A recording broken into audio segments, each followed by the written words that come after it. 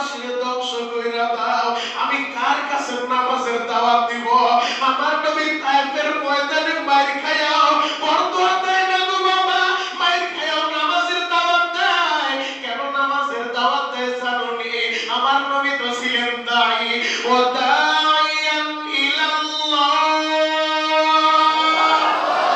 আমার নবী তো ছিলেন দাঈ, আল্লাহর দিকে দাওয়াত দিতেন। নবী আমার বলেন, আয়েশা রে, এই নামাজের লাইগা আমি তায়েফে মাইর খাইছি রে আয়েশা, এই নামাজের লাইগা আমি উহুদে দাম শহীদ করছি। আজকে দেখতেছি আমার বন্ধু আবু বকর ইমাম হইছে, আমার সাহাবীরা তার পিছনে দাঁড়াইছে। এই দৃশ্যটা দেখা আমি আনন্দের কান্না কাঁদলাম রে আয়েশা।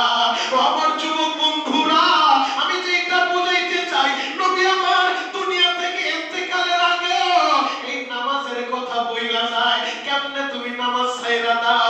ও কলিজার টুকরা যুবক, কেমনে তুমি বাহানা দিয়ে নামাজ থেকে গাফেল থাকো? ওই পড়ার পরে প্রথমে নামাজের হিসাব হবে।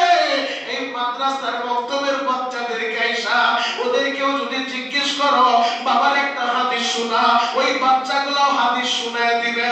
আউয়ালু মা ইউহাসাবু বিহিল আবদু ইয়াউমাল কিয়ামাতিস সালাহ। ময়দানে মাহশারে প্রথম নামাজের হিসাব হবে। আল্লাহু আকবার। আপনিও থাকতে পারবেন না, আমিও থাকতে পারবো না। এখন কাঁদতে বলছি, কাঁদবেন বাবা, গুনাহ করতে সময় লাগছে। আমিও গুনাহগার, আপনিও গুনাহগার, সবাই আমরা গুনাহগার। কে বলছে জানেন? আখির জামানার পয়গম্বর বলছে, কুল্লু বানি আদম খাত্তাউন, প্রত্যেকটা আদম সন্তানই গুনাহগার। তবে এদের ভিতরে উত্তম তারা যারা গুনাহ